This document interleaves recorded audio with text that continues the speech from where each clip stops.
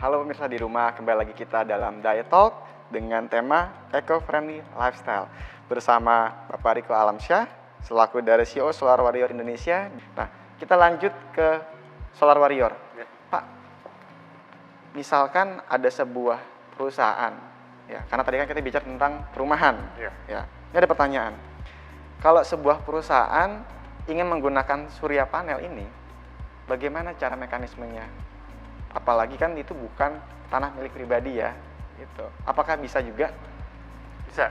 Bahkan sekarang kalau kita bicara perusahaan, berarti kan saya membayangkannya antara itu ada di atas gedung komersial, Betul. atau industri atau pabrik. Katakan perusahaan tersebut bergerak di bidang manufacture. Itu sangat memungkinkan. Dalam artian kita nggak harus menggunakan lahan yang tanah yang ada. Kita bisa menggunakan di atas rooftopnya juga. Seperti itu.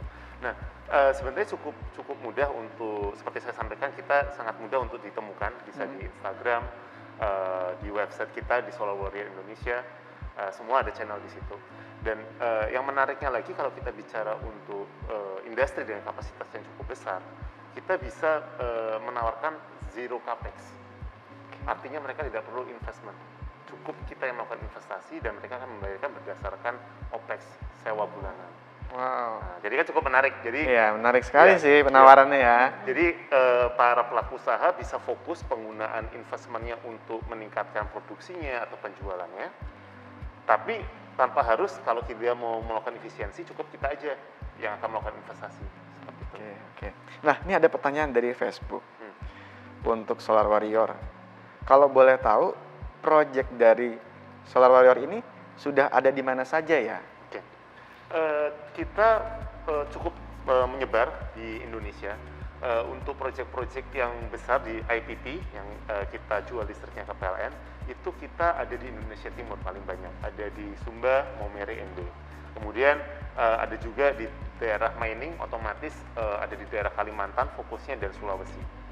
Nah, ada lagi juga kita di Sumatera, kita juga ada, itu kita pernah bangunkan untuk universitas sebagai bahan pembelajaran. Cukup menarik proyeknya, kombinasi antara seluruh teknologi solar panel. Jadi mahasiswa bisa belajar bagaimana membandingkan teknologi, karena teknologi solar panel ini macam-macam. Betul. Ada yang polikristalin, ada yang monokristalin, ada yang thin film, ada yang double glass. Nah, itu mereka bisa bandingkan. Jadi kita buatkan modulnya.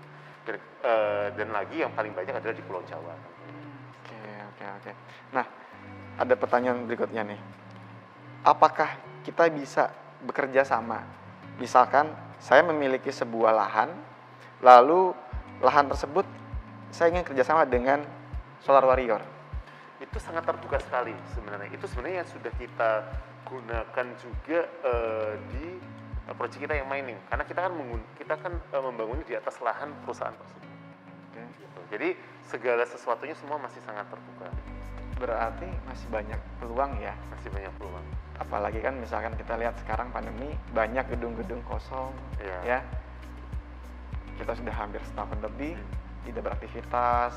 Tentunya banyak gedung-gedung atau pertokoan yang tutup kan. Gitu. Oke. Nah, aku tadi melihat ini nih. Ini kan adalah miniatur dari rumah ya. Seandainya kalau kita lihat dari rumah-rumah di barat atau di Eropa sana, ada mereka menggunakan surya panel tapi bukan di atap, tapi di rumput. Apakah itu aman? Sebenarnya cukup aman. Kalau kita pertanyaan adalah aman, itu aman. Tapi apakah itu pilihan yang terbaik? Saya boleh jawab tidak. Kenapa? Karena kalau dia ada di bawah, tidak di atas rooftop, ada kemungkinan dia kena shading. Misalnya ada pohon atau ketutupan dari rumahnya, maka kan solar panelnya akan tidak mendapatkan sinar matahari yang cukup. Kenapa kita taruh di atas? Supaya tidak ada halangan, sinar matahari semua bisa di-capture oleh solar panel. Seperti itu. Dan biaya investasinya antara di atas rooftop dengan di atas tanah itu jauh berbeda. Oh, ada perbedaan biaya juga ya? Ada. Coba kita bayangkan, ketika dia di atas rooftop, dia kan nempel aja. Jadi mounting system yang menyangga solar panelnya seperti itu aja, hampir tidak terlihat ya. Sedangkan kalau di atas tanah, kita harus bikin foundationnya, semen, kemudian kita harus ada penyangganya. Dari biaya itu sudah kelihatan ada perbedaan. Sampai 5 5% lah perbedaan. Kan sayang. Lumayan 5% ya. Udah 5% kita tambah biaya investasi, ada kemungkinan solar panel kita terkena shading, jadi tidak optimum energi yang dihasilkan. Apakah ada dampak? Misalkan kalau saya surya panel saya lebih sering shading dengan bayang-bayang dari pohon-pohon sekitar rumah. Yang pertama adalah produksi energinya juga sudah pasti akan berkurang. Apabila itu terjadi terus-menerus, takutnya akan menghasilkan hotspot. Hotspot ini yang bisa mengurangi reliability dari solar panelnya. Makanya ketika kita melakukan survei, itulah pentingnya survei, kita lakukan pemetaan semuanya, apakah ada potensi shading di situ. Ketika ada potensi shading, kita tidak akan rekomend itu kepada klien. Karena buat apa? Dia taruh, terus tidak ada sinar matahari, percuma juga kan? Benar. Nah, Pak, ini kita ada pertanyaan lagi nih, unik pertanyaannya. Oke, gimana? Bagaimana bentuk atap rumah yang kuat dalam menyanggah Solar Warrior? Apakah harus ada bahan-bahan tertentu? Enggak. Jadi sebenarnya hampir semua bentuk atap maupun bahan yang digunakan bisa semua diaplikasikan solar rooftop ini. Karena sebenarnya ini tidak berat alatnya. Jadi satu panel yang cukup besar itu hanya 20 kilo. Dan 20 kilo sendiri itu kita secara teknis itu akan menyebar. Jadi bukan berarti di satu titik 20 kilo. Berarti gambarannya ini menyebar ya? Menyebar. Jadi dia menyebar, pembagian bebannya sudah cukup besar. Jadi sebenarnya kalau memakai aluminium ringan bisa, karena sebenarnya bahannya juga aluminium. Oke. Kalau dari customer Solar Warrior biasa menggunakan bahan atapnya seperti apa sih? Untuk perumahan ya? Atapnya ya, macam-macam. Hampir semua jenis atap kita pernah pasang. Gitu. Tapi tentunya ketika kita survei, kita lihat dulu nih, kalau rumahnya lama, sudah katakan 15 tahun, itu biasanya kita lihat dulu nih, kita akan hitung pembebanannya secara ini ya, mekaniknya seperti apa. Itu selalu kita hitung, apakah perlu strengthening, penguatan atau tidak. Tapi kebanyakan, hampir kita tidak pernah mengalami situasi di mana untuk rumah itu harus ada strengthening khusus. Nah, ini ada pertanyaan juga nih dari Facebook. Selamat siang Pak Riko, bagaimana soal perawatan solar panelnya jika sudah diterapkan di rumah? Terima kasih. Oke, terima kasih, pertanyaannya cukup menarik.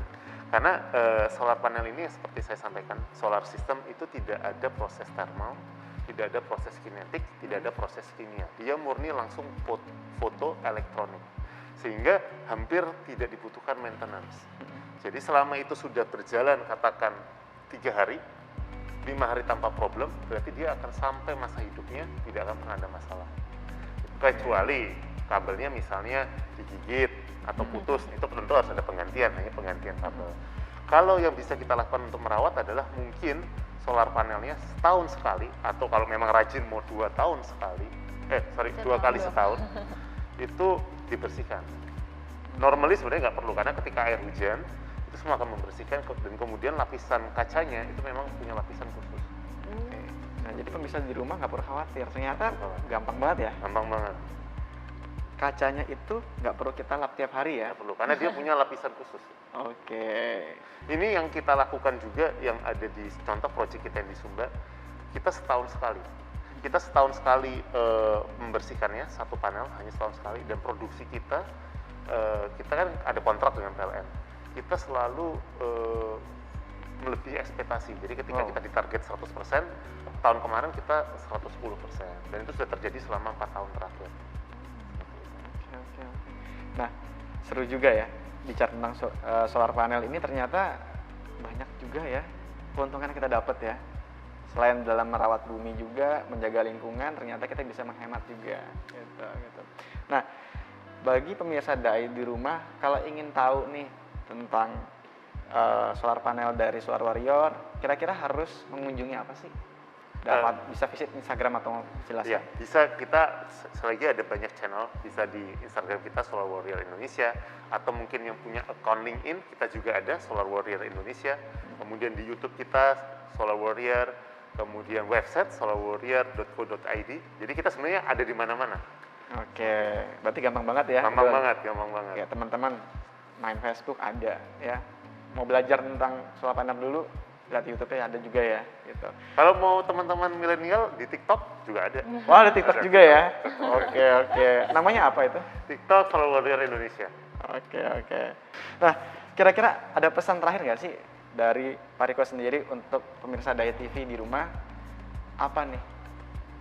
Bertepatan dengan Hari Lingkungan Hidup Sedunia. Ya. Gitu. Jadi memang dalam menjaga lingkungan hidup kita nggak bisa, istilahnya itu kan sebenarnya bukan cuma tugas pemerintah. Oke. Itu juga menjadi tugas bagi kita secara individu. Jadi marilah kita lakukan apa yang bisa kita lakukan untuk menjaga lingkungan kita. Apakah misalnya bisa menggunakan energi alternatif, menggunakan solar panel, atau kita mulai belajar dari carbon ethic, semua bisa kita lakukan. Jadi banyak cara kita untuk menghargai tempat di mana kita hidup. Seperti itu. Oke.